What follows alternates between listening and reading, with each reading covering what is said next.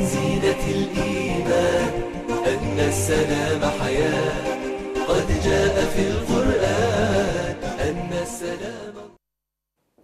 Assalamu alaikum wa rahmatullahi wa barakatuh, and welcome back to another episode of iTREND on ITV. In the spirit of keeping up with healthy bodies, minds and spirit, we're keeping our focus on looking after ourselves to ensure that we are able to look after all of those around us.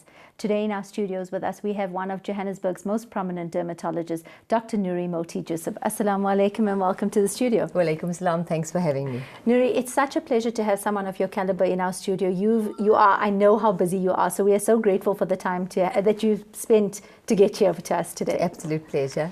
Nuri, skin has become something that people are so conscious of, and especially wearing hijab, it's something that you see immediately. It's our skin. Today we want to talk about making sure we have not just good skin, but healthy skin. How important is the balance of diet tied into good skincare?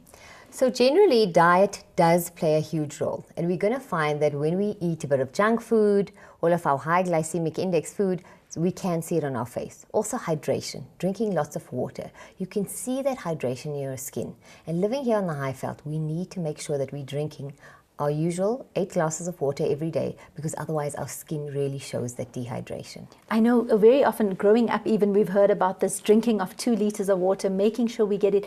But sometimes it's so difficult just making sure you get there, get that water and drink it, because you're often rushing around, you're filling up on other things. Is it important only in adulthood, or from the time, should it be a value we're instilling in our kids from early on? It should be a value from early on, and I think that's the grounding and that's essential. A lot of the schools are allowing the kids to take water bottles and send your kids with water bottles to school and tell them to drink it during the day. Because if you start it when they're young, it's so much easier, because when you're used to drinking water, that's all you're going to do. Absolutely. I think especially as opposed to having fizzy drinks or juices or anything else like that in your water bottles. Completely. Now the healthiest thing to drink is water, and we need it.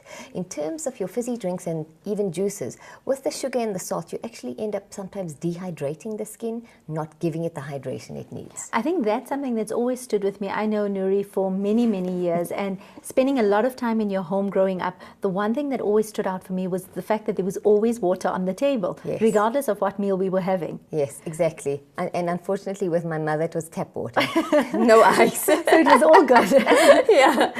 Nuri, being in a South African climate, you touched on that briefly, to make sure we hydrated constantly.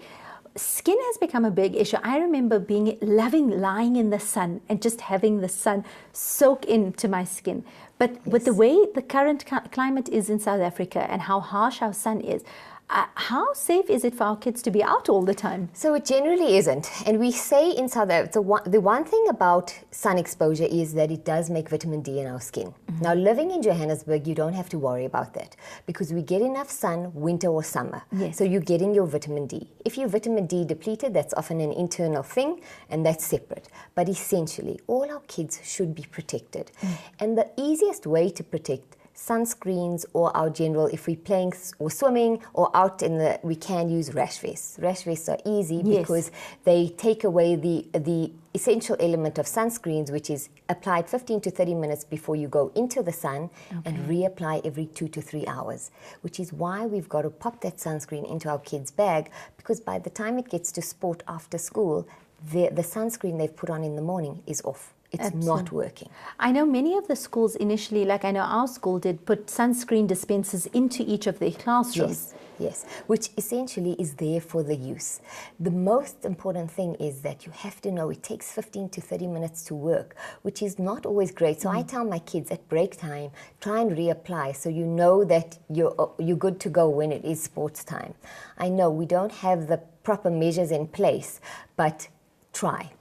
That's absolutely all I say. And in terms of also sun tanning and this whole thing about making sure we have our sun-kissed look and making sure we bronzed, I mean, that also, I know that people actually go into spas specifically to have that done. What is the safety around that? So tanning beds are carcinogenic, which is cancer-causing. The WHO, the World Health Organization, has deemed them carcinogenic, cancer-causing. There was a study done that says 1 day in the midday Mediterranean sun is less cancer-causing than 1 minute in the midday Mediterranean sun is less cancer-causing than 1 minute in a sunbed. Sure. So avoid at all costs. I always say to my patients, rather go into the sun with your sunscreen on. The way your body will protect itself is to get a tan. So Perfect. that's how you do it. All right. Now talking about children, while we are there at the school vibe, we're seeing that with the amount of hormones in the food, there's so many processed foods that we're eating. Children are hitting puberty a lot earlier, which means skin issues are coming in a lot earlier.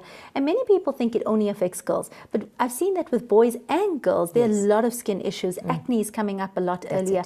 How are you seeing the prevalence of that at your practice? We are seeing acne starting younger and younger. And I always say institute good skincare. For children, they should wash their face twice a day. It's a simple thing, but that's what they need to make sure they do. And sometimes a simple thing like that is actually not implemented. So start with those basics with your kids. As soon as spots come out, don't wait too long to consult a dermatologist. You don't want scarring to happen. I always say acne is easier to treat, scarring is difficult to treat. So treat it earlier on. We often start with spot treatments to get rid of the spots, and if that doesn't work, we do take it further, but start early and bring them in earlier. What would be your advice with children who have acne or who are starting with acne? Would it be a lifestyle adjustment immediately from then, or would it just be treating off the acne? What I would do is I would say give yourself 2 months. Institute washing your face twice a day with a nice sort of cleansing gel, and it doesn't have to be an expensive one. Drink a lot of water and cut down on greasy foods. Yes. Give it 2 months. If things are not getting better, then consult your dermatologist. All right. And I think that's where a lot of kids are heading at this point, because it's something that you struggle with so greatly, and it does affect self-esteem. Completely. Acne is one of the most confidence blowouts, you know. No one has confidence when they've got pimples on their skin. And that's why for the kids' sake, unfortunately, we do live in a bit of a harsh society, and the kids are also faced with these things. So try and sort their skin out earlier. And Nuri, with regards to Roaccutane and medications that are very heavy for children, I know in cases where it is definitely needed, but very often it seems that seems to be the fallback immediately. Is it advisable in every person? No, completely not. And I often say, because boys have a greater chance of and less hormones involved in their acne, sometimes you can get away with a lesser treatment. Perfect. So try that first. It's not always indicated. Great. We've got a caller on the line for you. Assalamu alaikum. Walaikum salam. Welcome to the show. Who am I speaking to? Yasmin. Yasmin, you can go ahead with your question.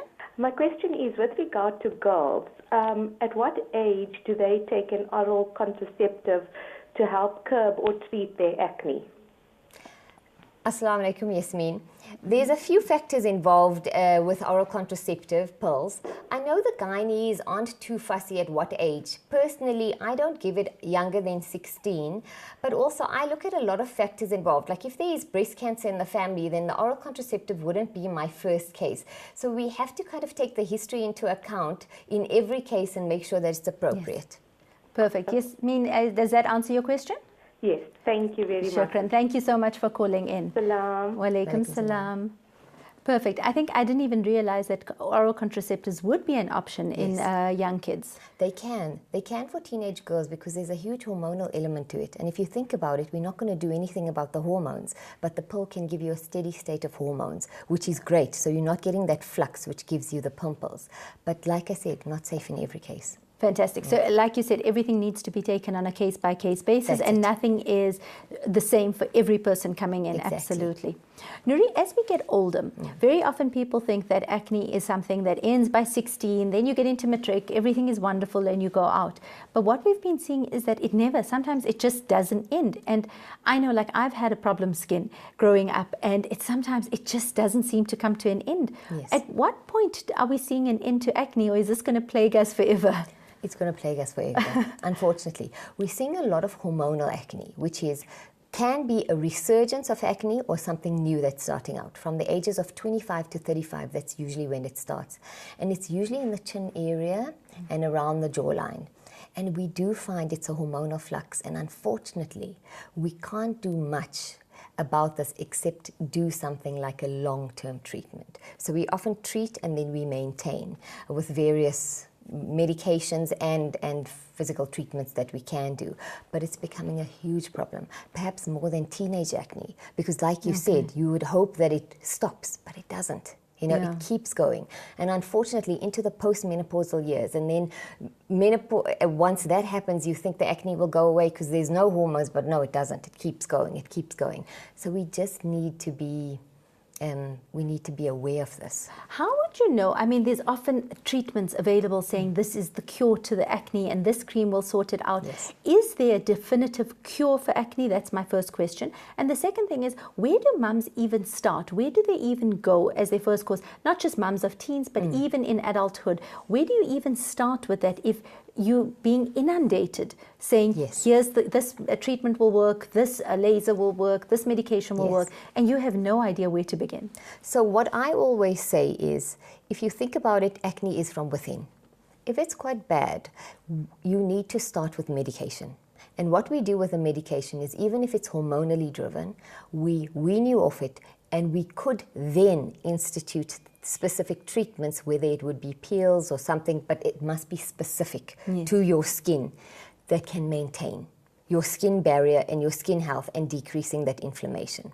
So I would always say to a mum with teenage skin or acne skin in your kids or yourself, give yourself those first 2 months, like I mentioned before, and if nothing is working, go to a dermatologist. There are a lot of GPs that treat acne very well, so you could always start there, and if they're not too sure, we can always step it up to a dermatologist. But be aware, is cure obtainable? Usually in boys and men, but for women, we're finding that resurgence coming later on in life. So sometimes we're struggling with a cure. And unfortunately, a lot of people are not aware of it, and they think they'll also take Roaccutane and it'll be done, but it's not always. All right. And my last question on the acne before we take an ad break is it hereditary? It can be, yes. Okay, yes, so... but not always. As you said, hormones in our food and everything is making it worse, but yes. All right. Thanks so much. We've discussed just the start of skin conditions. We will be coming back to chat to Nuri a little bit more about pigmentation, older skin, menopause, the kind of things that we're going to be seeing then. You are most welcome to call in and ask her any questions. In the meantime, we'll be taking a very quick ad break, and please stay tuned.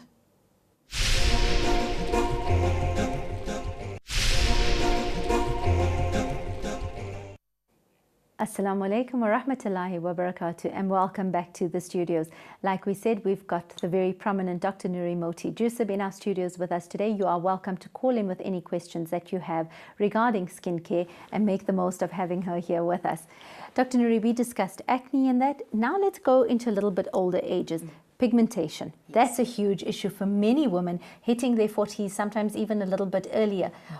Is there anything that can be done for pigmentation? Pigmentation is the bane of my existence, really. It is really hard. The first thing you have to do is prevention. Pigmentation is from the sun. So you have to have an appropriate sunscreen and reapply. That's the most important thing. In terms of creams, there are a couple out on the market, and they don't have to necessarily be the serious bleaches. Some of the bleaches, hydroquinone was something that was banned in South Africa. It is available in a 6% formulation, and it was banned because with overuse in the African sun, especially on African skin, we used to get cosmetic ochronosis, which was a black deposition of pigmentation on your skin. That's very difficult to treat. But it is available to us, but it should only be given for a short space of time with a dermatologist looking after you. There are a lot of creams on the market, but I will say to you, look carefully at the ingredients because you can spend a fortune. My patients come to me having spent thousands and thousands of rand on things that don't work. So be very careful when you go off and just try something, and rather do it in conjunction with someone guiding you along the way. Lasers are available, and there are some that are very safe for Indian skin. Your most important thing with a laser is choose a good laser technician. I always think it's safer in a doctor's hands than a therapist's hands because we also change our settings. At Laserdome, where I work, doctors can only use specific settings of the lasers, and we allow the therapist to do very superficial lasering. But be very careful who you can. The sad thing about it is anyone can buy a laser and do laser treatments. We don't have the regulation, but there are lasers that are very safe for Indian skin and can help with pigmentation. Which then brings me to my question is, how do you know what's okay for your skin? Because very often many of the machines coming in have been Yes. tested on European skin. That's in right. South Africa we have Indian skin, black skin, white skin. The skins vary so much, and even amongst the races there's a variation in skins as well. How would you know what is okay or what is ideal? And again, coming back to what you mentioned about products, Yes. there's just an Too much. influx Too of much. this is going to be your miracle. Yes. How would you be able to suss it out? I know you said with somebody, but are there specific ingredients we need to can look mention at? to you. Yeah, Yes. that would be perfect. To Okay. look at knowing that we shouldn't touch products like Yes. that, or we should. So basically, in terms of your pigmentation, over-the-counter products, beta-resorcinol is a good one. Arbutin is also good for pigmentation, and licorice extract. Those are the new ones. In terms of topical treatments, look for that. Beta-resorcinol is a new one, and it's very readily available with a very reasonably priced cosmetic company. Start there. Most of my patients are using that form. In terms of your laser, it must be a partially resurfacing lasers. Trade names are like Fraxel. They are patients, and you will find patients who things have gone wrong with Fraxel, and it's operator dependent. So you've got to choose, like Who I you're said, doing who it you're with. doing it with. Someone who maybe has done a lot of Indian skins or African skins, because then you are safe, because things can go wrong. But you cannot choose a fully resurfacing laser. That's where you peel your whole skin off and grow a whole new skin. Not for our skin type. A partially resurfacing laser is what you're looking for. Okay, because I think that always worries me, the fear Yes. of having these lasers done and you're not sure what you're going to be left with Absolutely. afterwards. Yes. With regards to varying skin tones and that, in terms of peels, I mean, that has also become quite a Yes. trending topic these days, where people are opting to just get a peel done instead of a facial, and you're constantly hearing, I'm just going for a peel, I'm going for a peel. Yes. What is that actually doing to our skin? So for me, I've always had this idea that Indian skins and peels do not go. The idea of peeling off your skin and leaving it exposed to the sun is not a good thing. However, I've done a lot of research, and we found a wonderful peel range. You must tell me if I'm allowed to mention or if I'm not allowed to mention, that's developed by an Indian dermatologist specifically for Indian and African skins. Yes. So these type of peels do exist. I don't like the usual glycolic acid peels. I think they are actually taking off too much of our skin and rendering us very open to the sun and pigmentation, which is a problem for us. So I would say avoid those type of things and just look closer and look for those that are specific for Indian skin. Okay, I have to ask you, because I'm sure the viewers are sitting there going, please ask her, what are those peels The called? DermaQuest peels. Okay. DermaQuest was developed by an Indian dermatologist, and they are amazing. Amazing, amazing, amazing. You have to be very careful post-care with your sun protection, but really, But would they work on an African skin as well? absolutely. All right. It's unbelievable. And like I say, in our practice, we have African therapists and Indian therapists, and all of us have tried it and made sure. I test most of the things that we do on all skin types to make sure that it's safe. I think that's the one thing I find has changed so much, that if we look at our grandmothers, their skins were just wonderful. I do think it has to do Yes. a lot with the fresh food they were eating, the Yes. balances in their lives. And I find that, especially with black women, you never used to see problem skin ever. Yes. And now Indian skins, black skins, we're getting a lot of problematic issues as we get older as well. It's all stress, I think. How much does stress contribute to the environment, and also pollution? Stress, pollution, all of these cause free radicals on our skin, and free radicals actually destroy our cells. The new thing you might have seen is antioxidants in sunscreens. Now, antioxidants are protecting us against infrared. Infrared light is from computer screens, lights. So I always say that if you do have a sunscreen, and even if you have an indoor work job, put on your sunscreen with your antioxidants, so you're also preventing that infrared, the pollution, the free radicals that are coming from all of those, and that's where your antioxidants come into play. Perfect. Nuri, what about women who are hitting menopause or are already there? Because it's a difficult place to be. Someone said to me recently, you have to make sure you exercise and are fit enough so that you're ready to tackle menopause when it hits. How bad is that? And what are women expecting of their skins at that time? So at menopause, we have two problems. We have the acne and we have the wrinkles. And the one is the treatment for the one is not good for the other. Okay. So you have to be very, very careful, but we have now tailored our treatments towards it. Vitamin A has always been a buzzword for anti-aging. Topical vitamin A on Indian skin I've always struggled with, because I do say that it does render your skin open to pigmentation, and that's always been a big problem for us. But in terms of everything on the market that is anti-aging and stimulates collagen, vitamin A is. Yes. Does it work? I haven't had great success with Indian skin.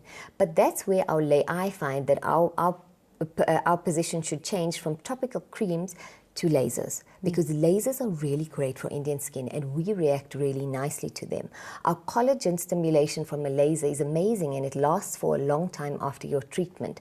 So that's why for most of my Indian patients I say to them, vitamin A is not going to work for us. We're going to get pigmentation. Let's try a laser rather. Perfect. Nuri, besides the aesthetics aspects, I know skin cancers have become something that's very prevalent and something that you've been actively watching. Yes. And I know something that you're very passionate about. Tell us a little bit more about that. So melanoma is one of the deadliest skin cancers, and we are seeing it a lot in Indian skin. I think previously we thought we were protected with our pigmentation, but the sun is just too harsh. And that's why I say in terms of anti-aging, you have to, and not only anti-aging and cancer prevention, you have to protect your skin from the sun. Sometimes patients always ask me, okay, what would you say I should have in on my bathroom cabinet? What ingredients would I have? So the one thing in your cleanser, you should have a hydroxy acid to exfoliate your skin. Right. The second thing is that you should have a sunscreen with hopefully an antioxidant. And if your skin can tolerate it, for anti-aging, vitamin A. Yes. But essentially you don't need much. You need basically a nice cleanser and a sunscreen.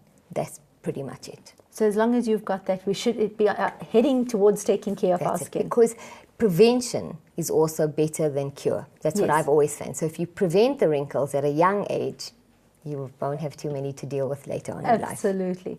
With the melanomas and skin cancers, what ages are you seeing that at? We see it, we've had a colleague who's cut out a melanoma in a 2-year-old. So, and we see it in active 20 to 30-year-olds. And if you get it late, in 6 months you will be gone.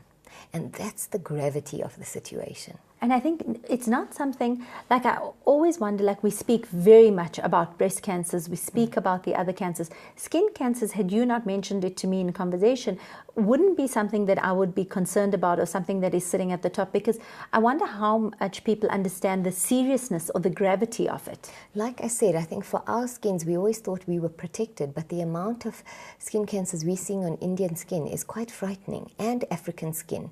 So we have to be aware of it. The sun is just way too harsh. And especially in the climate we're living in altogether. Nuri, are there any specific topics or anything that you think is prevalent in skins, whether it's in adult or in teenage years, something that we need to discuss today? One question I often get is how to deal with blackheads. So I wonder if we shouldn't just touch on that. So you can start with simple things like exfoliation. In terms of treatments, people always say, what should I do? A simple thing is a microdermabrasion, which is a little bit more of a potent exfoliation of the skin. Certain skin peels can work quite nicely. What we have to remember with blackheads is they said that the size of your pores is determined when your eye color is determined. So it's almost fighting genetics. And all of these will help with the blackheads, but it won't cure them. So also be realistic, and that's why I say lasers are also great with blackheads, but it's a huge expense just to do for blackheads. So rather try one of the more simpler things like a microdermabrasion or a peel that's suitable for your skin type to get that improvement in the skin, because it's not going to last forever. Perfect. So I think those are things that hopefully we'll be able to remember and take with us. And I think the importance that you've stressed on is basic skincare starting from an early age and never thinking it's ever too early to start taking care of our skin. Absolutely. And cleanse and sunscreen. Cleanse and sunscreen. Those are our buzzwords for the day.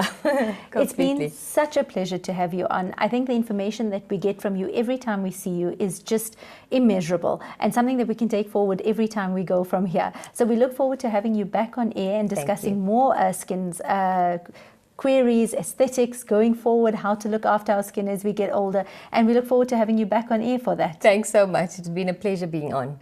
Fantastic. So don't forget our 2 buzzwords, cleansing and sunscreen. And Dr. Nuri Moti has mentioned that ingredients that we need to look out for in specific products that we're using. Huge emphasis on making sure that you take responsibility of finding out what works for you, what works for Indian skin, white skin, black skin, not just taking it that anything that is sold is something that is appropriate for you. I think we have cut down on a lot of the myths surrounding any cures that may be working. So let's take personal responsibility for our skincare. Let's start at an early age, and more importantly, let's start taking care of our children, especially with regards to sunscreen, living in this harsh South African climate, and making sure their skins are looked after from an early age. We're going for a quick ad break, and we'll be joined by our next guest after that.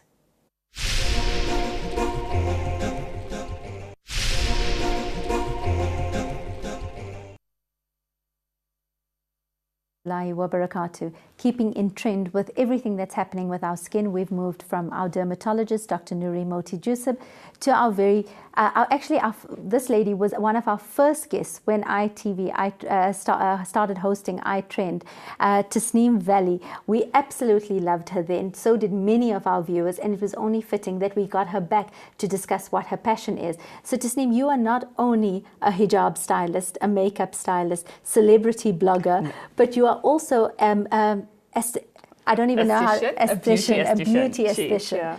Assalamu alaikum and welcome to the studios. Wa alaikum assalam, Zaheerah. How are you? It's always so fabulous to have you back. You've always got this beautiful aura about you. You're always so fashionable and trendy. I love seeing you and seeing what you come up with next. Jazakallah so much. Thanks for having me back. Tell me, you've just been on, I just saw you've done a blog where in one of the magazines on hijab styling and being one of the celebrity bloggers. What did that feel like? She covered, yes. Covered approached me and asked me if I would be their cover girl, I think, for their 4th issue. It was overwhelming, but I enjoyed it. I got to be Elizabeth Taylor for the day. I love it. The modest version. But it was good. It was my way of also putting myself out there and giving people more info about me and what I'm about and my passion and a little bit about my family. So it was a good thing. Yeah. What I love about it when I look at you, and also in keeping with what Dr. Nuri had said earlier, is about you're a mum of 4 and you're always fabulous. You're always keeping it up another notch, taking it to another level. And as Dr. Nuri was saying, people are keeping up. We're looking after our skins as we're getting older. People are looking after themselves. It's not a matter of what 40 looks like now is not what 40 looked like 20 years ago. Definitely. I agree. Ladies are becoming more aware of their skins. And the one thing I maintain with my clients, with the ladies that I interact with, is that don't lose yourself. Whether you're a mum of 4, a mum of 1, or whether you're just a working lady, take care of yourself. Take care, because you don't want to wake up one day and realize, what am I looking at? How have I come this far? And you can't relate with the person that you're looking at in the mirror.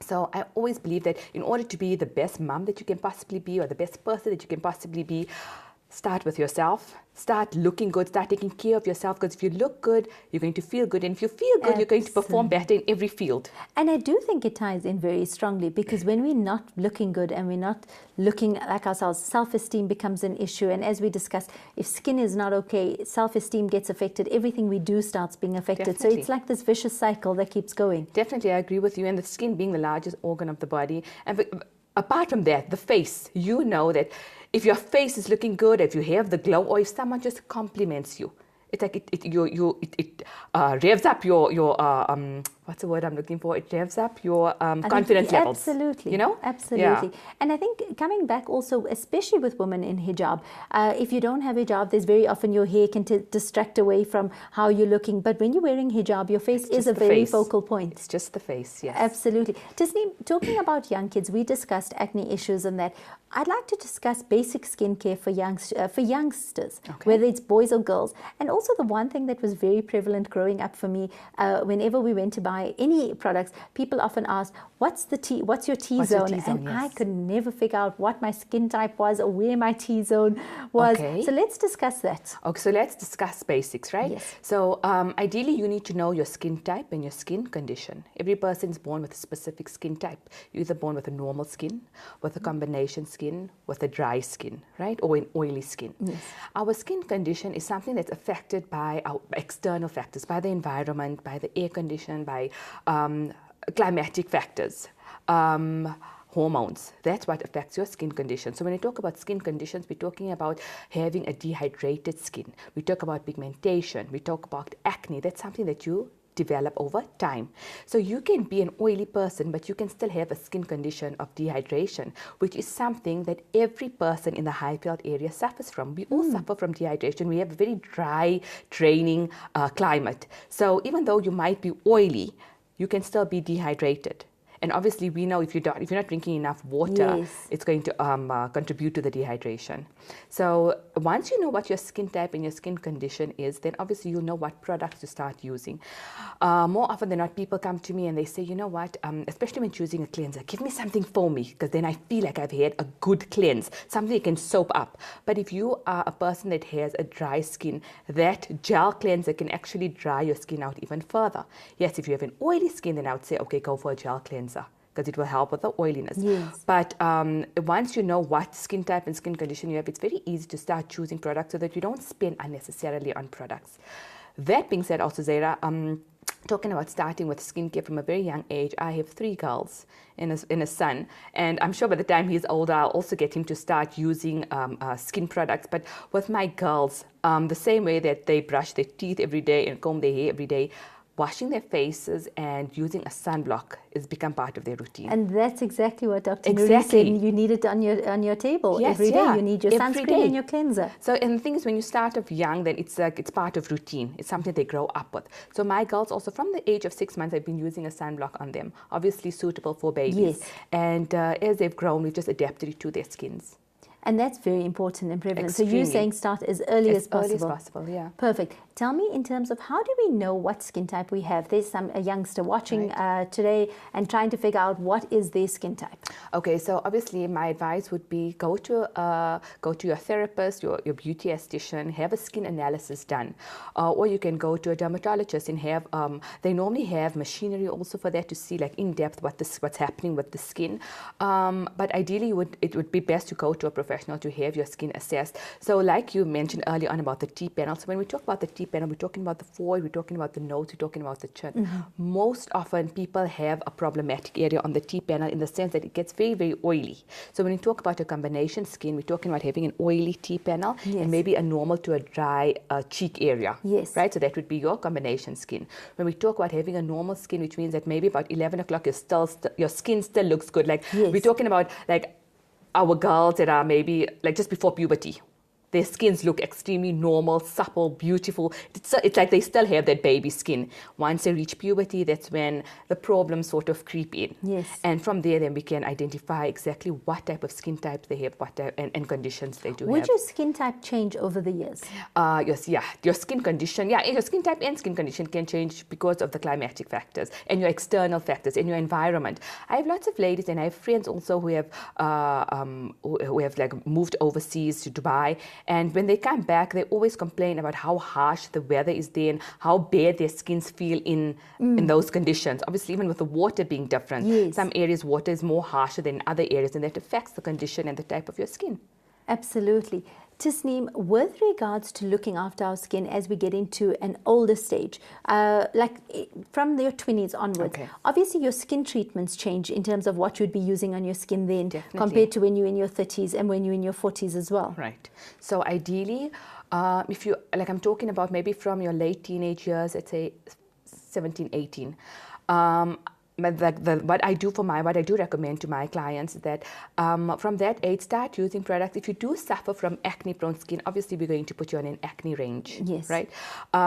If I can't deal with my clients, and if I feel that they need professional and medical assistance, then I would recommend a dermatologist. Yes. Ideally, I would prefer it if they stay away from the Roaccutans and the Aretanes, because there's so many side effects. But we know how important it is to have a good skin, and at that age, their self-confidence is really affected by acne-prone skin. So then I would obviously advise them to go to a professional doctor to have it seen to.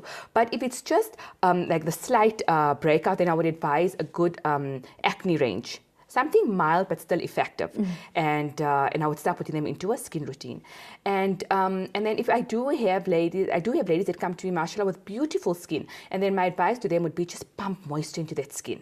lots of hydrating products. Because obviously you must remember, if you have a hydrated plump skin, you're going to wrinkle at a much later stage in your life. You probably might never pigment unless it is hereditary, or you are exposed to the sun a lot without taking precaution. But if you have a normal skin, then I would advise ladies to start plumping the skin with lots of hydrating moisturizers or serums. And serums are the way to go, Zaheerah, because the ingredients in serums are so minuscule and it's so active that it penetrates much deeper into the skin. So it works underneath. It encourages collagen production, it encourages our fibroblasts to start working. So that's what causes the skin to start plumping out. It's like a balloon that's deflated. Once you put air in it, it starts just building. filling up. Same way with our skin, right? And then obviously once you reach the age of 30, then I would start introducing anti-aging products, because we don't want gravity to take all of this, you understand? Everybody wants to defy aging, and everybody wants to prevent crow's lines and wrinkles and laughing lines. So that's when we start plumping the skin with anti-aging products. And that has become quite a big thing as well. Very big thing, very, very big thing amongst our ladies. Everybody wants to look young. Everybody wants to look 25. Always the case, always the case. Tasneem, as we progressing with skincare, what are the biggest problems that you are finding in your clients at this time? Right now, the bane of every woman's existence, Indian woman's existence, I would say, is pigmentation. I think Dr. Nuri said that's the bane of her existence. Really, I promise you, pigmentation has become but I such think a big it's for thing. every skin. For every skin, really, regardless of your skin tone, the skin color, pigmentation has become really big. Acne amongst the young girls, it's amazing. I have girls as young as 12 with full-blown acne, and like doctor said, it's our diet. It's the hormones in food. Our kids are not drinking enough water. But I basically want to reiterate whatever she said, because she's made a valid point in everything that she's spoken about. And I think also just having an active lifestyle, being outside. Yes. These days we're sitting inside constantly on watching TV, on the playing iPad, on the iPads. These kids are not even having any form of healthy outdoorsy experience. So, and the thing is, our kids also hate eating healthy. And we don't realize what we put in is what we see. Yes. Right? So even drinking lots of water, eating veggies, eating fruit, all of that contributes towards a good skin, a good physique, a healthy lifestyle, right? And so like I see girls as young as 13 with acne, and it's already affecting their self-confidence. And mothers want to know, is like, how young can she be before I put her on ROAC? And I think one of the callers actually called in to ask I heard about that. oral contraceptives as well. And another thing, so with pigmentation, the problem that we have is, I know that it's something that ladies can't live with, because it's your face at the end of the day. But one thing you need to realize, whenever you go through any, or whenever you're using any product, give your skin at least 3 months before you start seeing a difference, number one. Number two, it's not an overnight treatment. You can't expect to go for one treatment and wake up from the table and look at your face and say, oh my God, it's gone. If that was the case, nobody would have had pigmentation. Third thing, whenever you're using an anti-pigmentation product, you will go through a period where the pigmentation will get darker. So what happens? We all have underlying pigmentation. The products that you use brings the pigmentation up to the surface of the skin. So you might use a product, and after a while you realize that, hey, you know what? My pigmentation is actually looking darker. The doctor or the therapist isn't doing their job. They sold me a whole lot of expensive products. It's not doing its work. I'm just getting darker. But that's not the case. That's what the products do. It brings the pigmentation to the surface of the skin. Once the pigmentation is on the surface of the skin, that's when we start introducing peeling.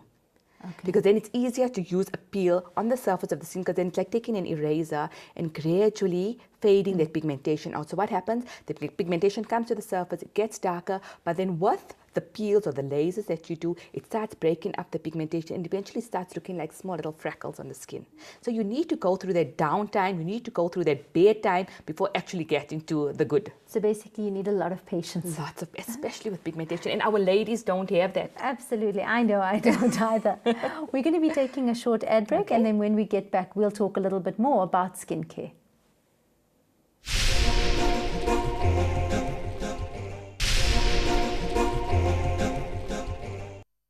Assalamu alaikum wa rahmatullahi wa barakatuh, and welcome back to the last segment, sadly, of iTREND on ITV for today. We're still discussing skincare, how to ensure that we've got a good skin, a healthy skin. Tasneem, we were speaking about taking care of it. Tell me about facials. How soon can anyone start going for a facial? Because I've got a preteen daughter. Okay. And I often wonder when's the first time I can start taking her for that. If she has a good skin, then the later the better. Ideally, if kids do have breakouts, if they do have congestion, blackheads, like Yes. Doctor discussed it earlier on, then I would suggest take them for a deep cleanse maybe once in every 4 to 5 weeks, or even 5 to 6 weeks at the most. The thing is, the skin sheds every 28 days. So we need to get rid of their dead skin on the surface of the face, so that whatever underlying muck we have can come Yes. out. Absolutely. Yeah. And is it okay for boys also to be having facials? Believe it or not, Zaheerah, it's becoming a very, very big trend now where boys are starting to groom themselves. They call themselves Yes. metrosexuals. I've heard it. Yes, yeah. So the men are taking a very big interest in their skins and in using good skin products. And in fact, I find sometimes that the men actually take more care of their skin than the ladies. We've been seeing a very high incidence of that and a prevalence of it as we're carrying on. We're seeing men are going more often, making sure they get sorted out. Mums are also making sure their sons are sons get- taken yes. care of. And I think it's a good thing that's also being done. Definitely. It shouldn't just be for women. And another thing is, because Dr. Modi was talking about cancer and how prevalent it's become, boys and girls should be taking care of their skins, using sunblocks regularly, because the thing is, cancer is not just it's just not happening to women, it's happening to men and Absolutely. women. Yeah. When you talk about facials and that, how do you know what's the ideal facial to be going for? Because again, as we mentioned earlier with Dr. Moti, people are constantly saying this is the ideal facial, this is the perfect one for you, and there's no standard for everybody. No, everyone's different. Every skin type is different. Every person is different. So ideally, you would have to go for an assessment, a skin assessment. Have the therapist analyze your skin. Give the therapist feedback of your lifestyle, of your family's skin condition, because like we said earlier on, it could be hereditary. So go for a full skin analysis, give a history on your lifestyle and on your skin, and from there the therapist can work out a good skin program for you. Okay, and it's very important also going forward, even as you get older, to keep up with facials. Yes, I think the older you get, the more frequently you should be taking care of your skin, going for facials at least once in 4 weeks. Okay, the reason I ask you that is because very often, and I know Dr. Moti mentioned this about the peels and being very wary of just going for regular peels, is many people I know have opted to switch from just doing a facial to just going in and getting a peel done. Yes. What is your advice on that? Zaheerah, you know what? Be very careful who you're going to. Be very careful what strength peel is being applied to your face. Make sure that you do research on the product, on the therapist. Get feedback from other people who have had a peel done. Because I am just a beauty esthetician, I'm not allowed to obviously perform medical grade peels, and I'm afraid to actually do that, because you have heard of horror stories where ladies have actually become more pigmented and have become more burnt because of the peels. So I try to administer herbal peels at my clinic in Benoni, and alhamdulillah, we've seen excellent results with the peels. So basically there's no real downtime. At the most, ladies would just experience like a slight flakiness, and together with a good home care kit, a home care routine, ladies are seeing good skin improvements. You mentioned home care routines. Right. What are things that we can do at home? Because very often, I mean, people are busy. Yes. They have full days. There's not always that time to take out to manage to get to a salon or to get to a doctor. What are things that we are able to do at home? So at home, a few DIY tips that I can give the viewers out there. Steaming is good. So before, I know lots of ladies have very loose fingers when it comes to pustules and papules and blackheads. Yes. And I know mums do that a lot when they get hold of their kids, put them on their laps and just start tugging out blackheads. That's very bad, because you're causing damage to the skin. You're causing scarring to the skin. So ideally, before doing any extractions, whether it's a pumper, although I advise advise ladies not to extract pimples at home, rather have it professionally done, is to first ensure that your skin is soft. Ensure that your skin is heated by using either a steamer. So obviously what you can do at home is you can take warm water, put it in a bowl, and put some maybe an essence in the water and a towel over your head and steam your face for maybe like 5 to 10 minutes. And that would soften the pores, which would make extractions much easier, especially blackhead extractions. Another thing is we could do homemade masks at home. There's lots of things on YouTube and Pinterest. My advice to ladies is before doing any skincare DIY routine at home, always test it out first. There's lots of they use lots of, I know lots of the DIY masks and tips that they give you requires you to use iRed, or known as haldi, or turmeric.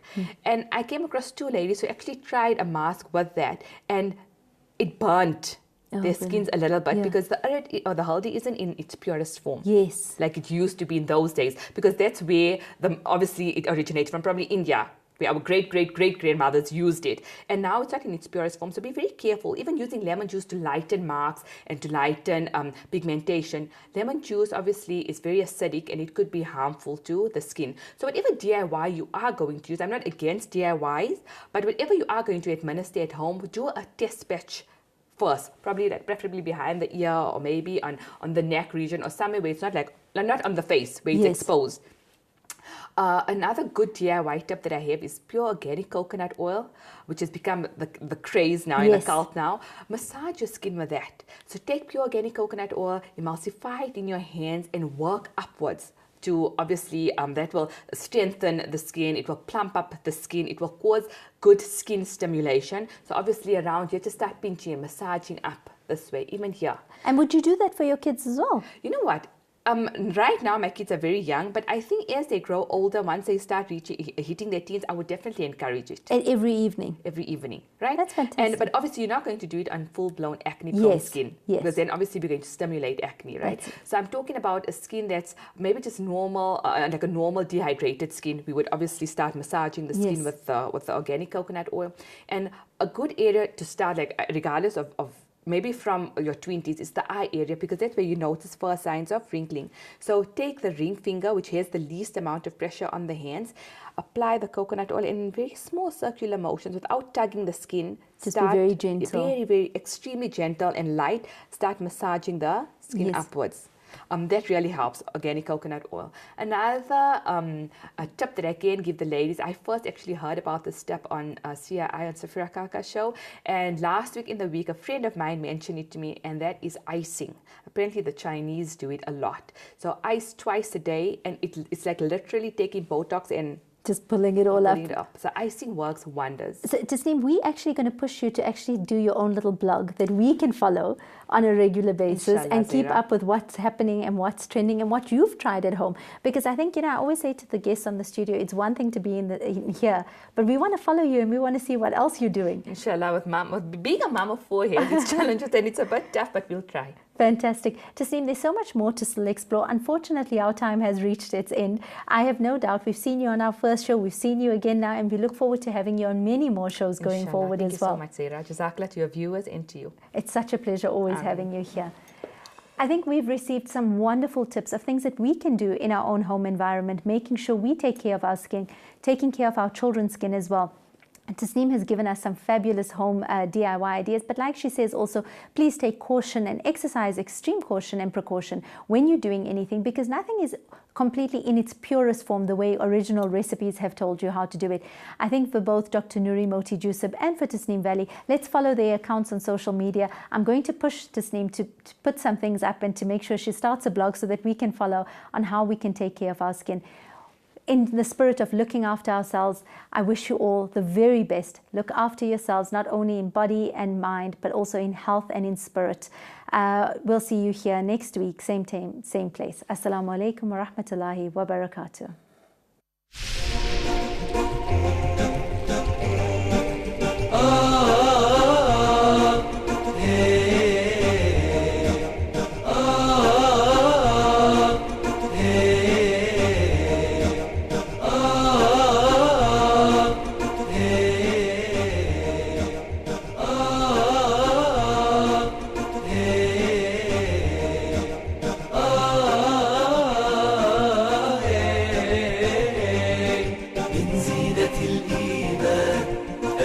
السلام حياة قد جاء في القرآن